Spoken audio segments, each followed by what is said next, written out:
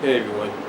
Now I'm pretty sure I may have talked about this before, but if not, I guess I'm going to do a bit of a, as you can see up there and below, a bit of a comparison, if you will, between the Berenstain Bears, or Berenstain or Berenstain, whatever you want to call them, but I call them Berenstain because that's how I grew up on them.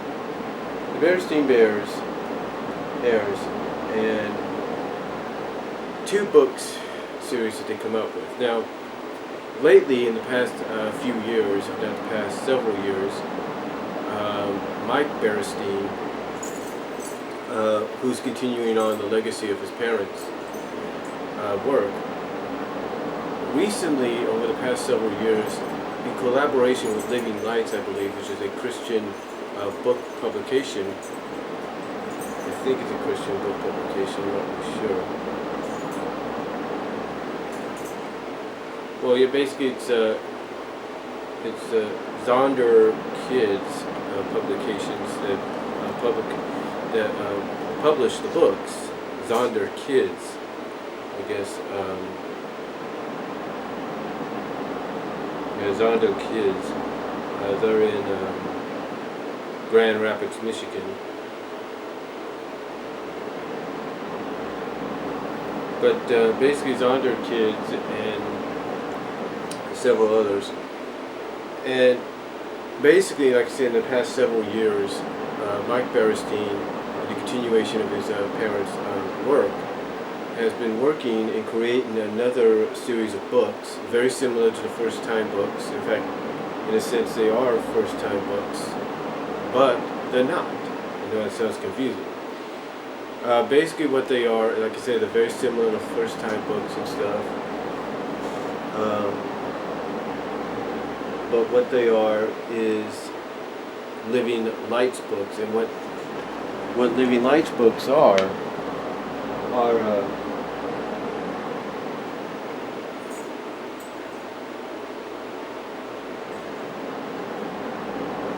what, like I said, checking on my dog there. She moved into the, she went to lay down on the tile in the bathroom because it's warm. But anyway, like I said, what Living Lights books are basically, like I say, another division or another series of books featuring the Bear family, but more of a Christian, religious kind of, but more with a more Christianized and religious viewpoint. Basically, each book opens up in the first page you see on top, on the side or on the bottom, but mostly on the top, I believe. Let me check. Yeah, mostly on the top we'll have a scripture out of the Bible on top of there. Now, the first, and that's basically what differentiates them from the First Time books, or basically the regular Berenstain Bear books, because I don't see First Time books on the top of on top anymore. I see Living Lights, but I don't see First Time. So I guess the ones without the Living Lights are basically the First Time books, but you kind of get the idea. So anyway, Mike's been continuing that, and he's been doing a decent job, because he doesn't, like I said, he doesn't just do the Living Lights. He still does those regular First Time book Berenstain Bear books. So that's really good to at least know he's continuing the First Time portion of the Berenstain Bears, along with the Living Lights. But another thing that Mike Berenstain worked on as well, even though it was published by his parents, well, basically his parents were quoted with it as far as I know. What Mike Berenstain, I think it was Mike that came up with this, back in the mid to late 90s and early 2000s, I guess from the mid 90s to about the mid 2000s, Mike Berenstain had come up with basically it was kind of like a decade's worth of books, let's put it that way. It was basically early to mid 90s to early mid 2000s. Mike Berenstain, I believe, was behind the idea, and his parents worked with him on it. And basically, what he along with his parents had created through that time, and he had help from his kids as well, because of everything that was going on, all the up-to-date modernization and things like that, what was hip, what was not, what was in, what was out, kind of thing. What Mike Berenstain created, and I discovered this. I think I discovered this one time. I think I was living in Lawrence, Kansas. I know that, and I discovered this. Like I said, I was living in Lawrence, Kansas, and I discovered these books. I think at a half-price bookstore. I think it was half-price books. I'm not really sure. These are half-price books. I can't really remember where I saw the first one. But I remember looking at these books. I knew they were Berenstain Bears. So I looked them up. So I looked at it, and what I saw was a book like this. And I said to myself, this isn't your normal Berenstain Bears book. So it said basically on the corner, big chapter books. And I was thinking, well, what's a big chapter book? So I don't know if I bought that book that day or not. I don't know what book I bought. But anyway, long story short, I looked up information on them. And I found out that the big chapter books were basically Berenstain Bears stories aimed at an older audience, mostly aimed at that adolescent, pre-teen, tween, early to mid-teens, maybe even late teens at times, depending on the subject that they would handle, demographic or audience. That's what it was aimed for, mainly for that 10 to about 15, 16-year-old demographic. Well, now I know you're thinking, 15, 16, are you serious? Oh, I'm serious, yes. I'm serious. But if you want to kind of make it more like realistic in your opinion, in your eyes, you could say about maybe 10 to 15 at most. And I know what you think, and they would actually show what the grade levels would be for this. Like reading level would be 3.5. In other words, reading level 3.5 would be like third to fifth grade, or something like that. So basically, these were stories aimed, in a sense, between the third graders, the 5th, 6th, 7th, 8th, 9th, 10th. And I remember reading, and here I was, and this was like definitely a decade ago or so, a little afterwards. Here I was still living in Lawrence, Kansas. Here I was still living in Lawrence, Kansas. And, I was getting back to collecting the Berenstain Bear books. I was getting all the books back. I was getting them through Amazon. I was going to Half-Price Bookstore. I was going to Hastings. I was getting the books as I could get them. I was going to Borders. I was going to Barnes & Noble. Well, we had a Borders. We didn't have a Barnes & Noble. But I was going to any place that sold books. Basically from, like I say, Half-Price Bookstore, Borders, Hastings, you name it. Even, like I said, going online to Amazon.com and whatnot and trying to get them. So I remember going everywhere to get these books, either they were just the regular first-time books, or even if they had them in stock, the big chapter books. And when I look back at them, and I think this might be where some people kind of wonder what the big difference is. The big difference between the big chapter book series and the first-time books, and even now the Living Lights books, is, like I said, the big chapter books are aimed at an older audience. Some will say the reading level could be between third grade and 5th grade. But some, I think, went a little higher than that. I think some of them, if you read the back, say 4th to 6th, and maybe even 4th to 7th, or something like that. So basically these books were aimed more at that older adolescent audience, that young audience that was growing up, basically going from, like I say, the single digits to the double digits in age, and were becoming, like I said, preteens, tweens, and just, going to that next level. And basically the thing is, and I think Mike Berenstain said this,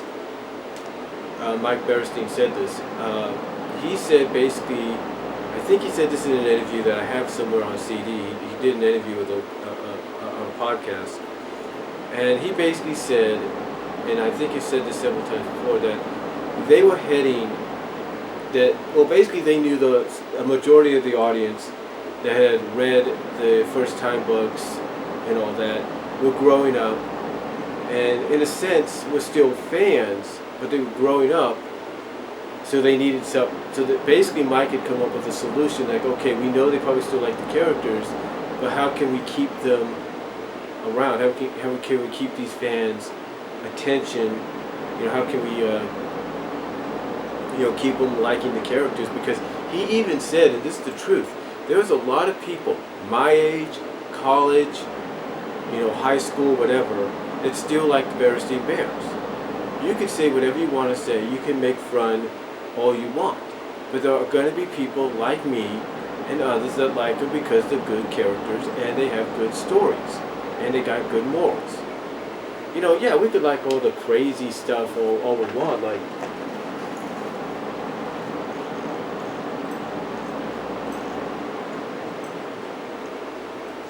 like you could like your movie, people like me, we could like our 300 movie, our movies, we could like movies like, 300 and stuff.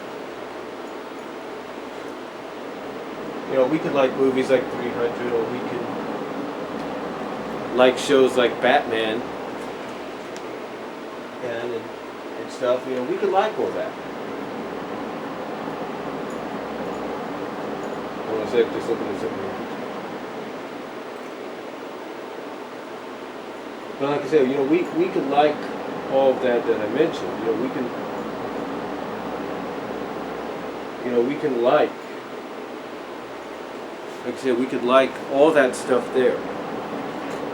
We can like that kind of stuff. But there's always going to be a special place in all of our hearts for things like the Berenstain Bears. There's no denying that. And is it crazy to want to collect the Berenstain Bear books? No, it's not. Because in a sense, there's always going to be that generation that comes up after you, or after the generation that's already surpassed you in a sense. But there's always going to be that next generation and that next generation that needs something to get introduced to, needs something to be hooked onto, something that's going to give them those good characters, good stories, and good moral life lessons. If not, teach them a little bit of, and like I said, in the sense of like the Living Lights books, teach him something from the Bible, kind of give him some Bible lessons from, of all places, the Berenstain Bears. Like I said, you could.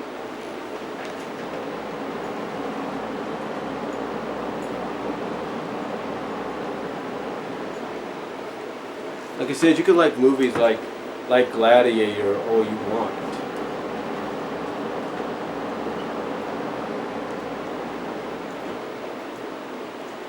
You can like the Hangover movies all you want, and that's great. You can like them all you want. But again, as great as it is to sit down and watch those, there's always going to be a place in everybody's heart for something like the Berenstain Bears.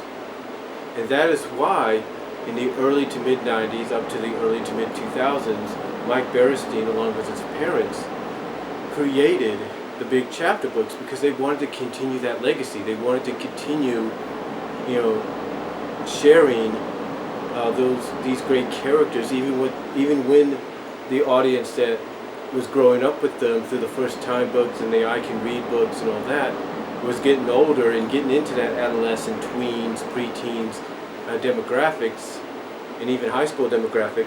They still wanted to keep them around. They still wanted to give them something that they could sit down and enjoy on a more, I guess you could say, mature level. And that's where the big chapter books came in, because they dealt with stuff that normally you didn't see get dealt with in these books. And what was great about these is, yes, even though they were in black and white,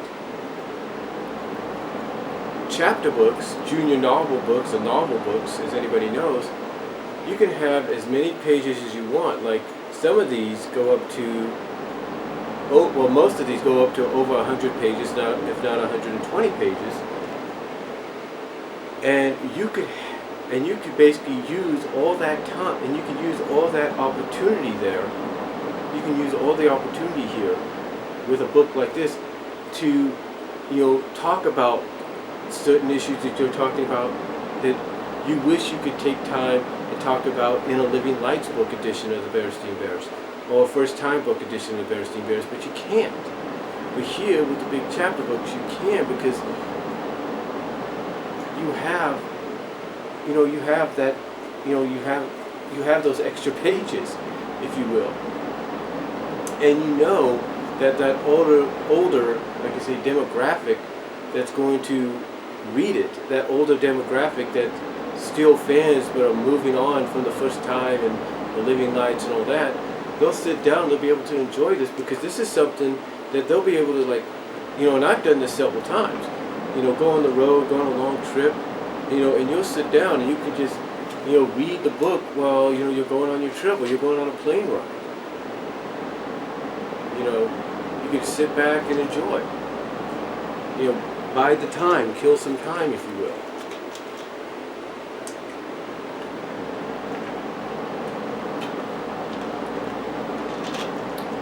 So, anyway, that's basically the big difference between the big chapter books of the Berenstain Bears and the Living Lights and First Time books. Because of the fact that these are characters that we grew up on, and you got people like Mike Berenstain that are doing what they can to keep that legacy alive. Would it be nice to see the big chapter books come back someday? Of course it would. I mean, this one right here, here you have a list, and this was one that was published with 1999. This was basically a year after I graduated, and they still published them up until, like I said, the early to mid 2000s.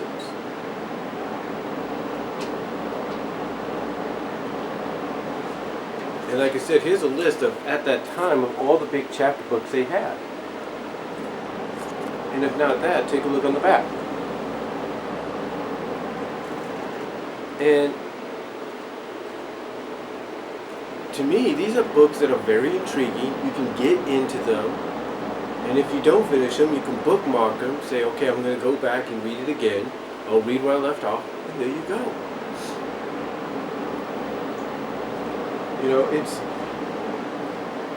And like I said, it deals with issues that normally you wouldn't see in here because they'd be a little too mature for younger readers. But when you get older, and you get to an age like me, if not older, you sit back, you look back, and you see why these were made. You always, because if you wonder, okay, why did they make big chapter books? What's the big deal? Why did they do that? You kind of look back now and you appreciate, and you go like, oh yeah, now I understand. Now I get why they did the big chapter books. You see what I'm saying? It's kind of like, let's put it this way. We know My Little Pony: Friendship is Magic is one of the more popular, it's probably one of the more, if not the most popular franchise right now. In cartoon, in comic book, whatever. Now, we know that they have several different ways of reading an MLP FIM story, in book form. You have the comic books, you have the junior novels, the junior novels / novels, you have the graphic novels, you have the books aimed at younger kids.